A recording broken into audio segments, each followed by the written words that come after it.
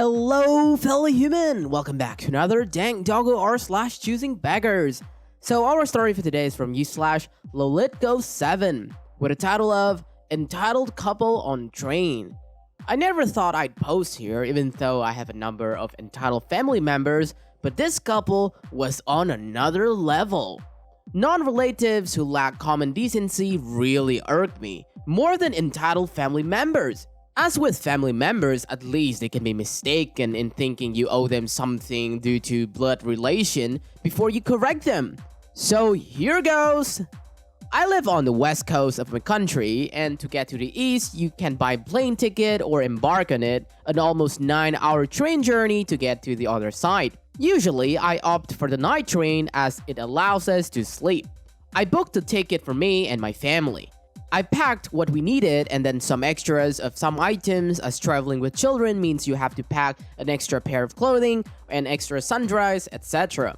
We couldn't fit all of us into 2 sleeping cabins as there were enough on the train when I booked, and we decided my husband had to sit on a chair with other passengers for an entire journey. He was fine with it. His coach was only one away from ours with the dining in between. Before settling in, we had a light meal as a family in the dining coach. There were a few people there, some just passing through to buy snacks and some hanging around a little longer. There was a family with us there, boyfriend, girlfriend, and their 2-year-old child. We got talking, and the father moaned that it would be hard to travel with a child, while the mother asked me for some nappies, which I gladly gave her. And then a moment later, she realized she had forgotten some snacks, so I gave her the sliced apple and carrots that I had extra. She also got to see some of the stuff I had packed for the journey as I was looking for the nappies and the snack for her. We usually buy a one-time use box of earplugs for the children as the ones the train provide aren't always new. And it's better than giving the children the better quality and more expensive ones. My husband told the father he could have a pair of ours as there would be an extra pair after everyone had received theirs. He declined and asked if he could have my husband's more expensive noise-canceling module earplugs as the train ones were probably dirty and my youngest kid had played with the box and he didn't want to touch it. Naturally, my husband said no.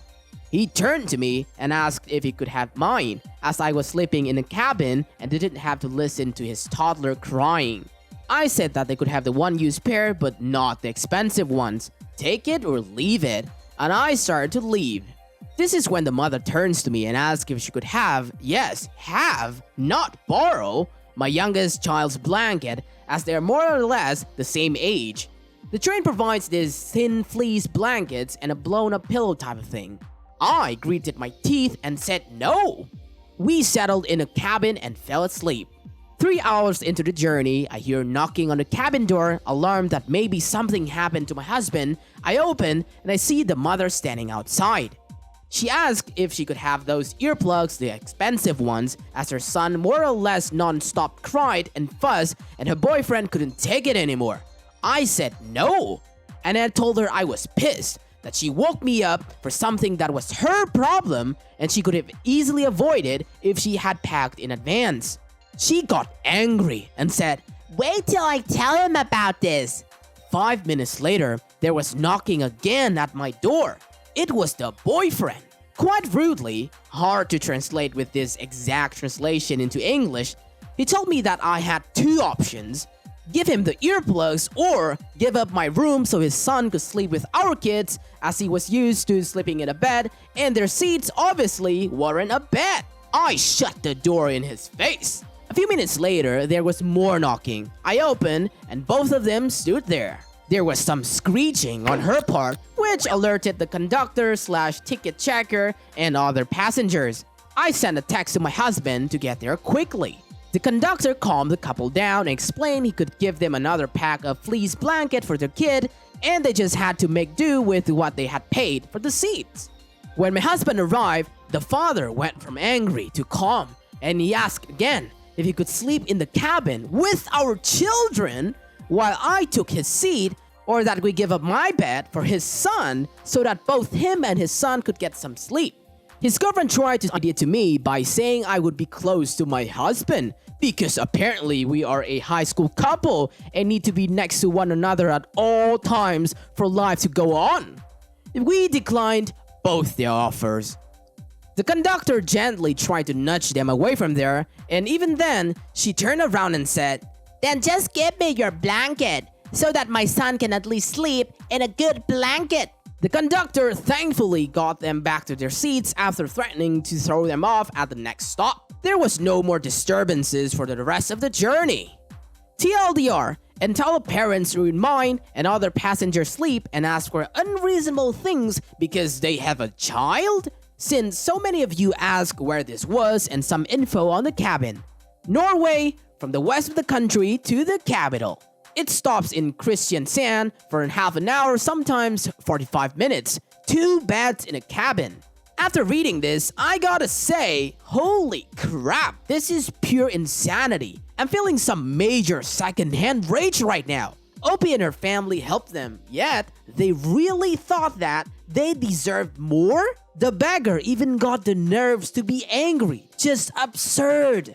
Give them a finger and they'll take the whole freaking hand. I bet that this is not their first time doing this kind of beggar behaviors. Props to Opie for not handing them the expensive earplugs. They would probably have just slow it and run at the next stop or something. They were really lucky that the train conductor was being kind. If it was me, I'm pretty sure they would have been kicked out regardless. What kind of shameless people made a scenes in the middle of the night disrupting everybody's sleep? I feel bad for their kids as well. Who knows what condition he's taken care of? In contrast to that, Opie and her husband feels like an amazing parents to have. Hope they will have a great trips in the future without any more inconveniences. As for the train, I guess, each country is quite different. In some of the train I've been on, there usually will be a security guy guarding the bottom or top of the corridor. So there will be no such things like a random stranger keep knocking on your door during the middle of the night, demanding you to give him your bed so he can freaking sleep with her children. Like, simply outrageous. Also, it's funny that, their attitudes changed completely when Opie's husband came back from his seat. Kudos to him for keeping his cool back there. Because some people on Reddit even suggested that to give some smack to those annoying beggars. That's it for today, fellow humans. Thanks for watching. Dank Doggo appreciates your time. If you enjoy our content and want to see more of us, stay tuned and subscribe. Don't forget to smash that like button and ring the bell, or Doggo will cry. Also, you can always tell us your friendly neighborhood doggo your experiences in the comment section. I'll catch up with you guys later in the next video.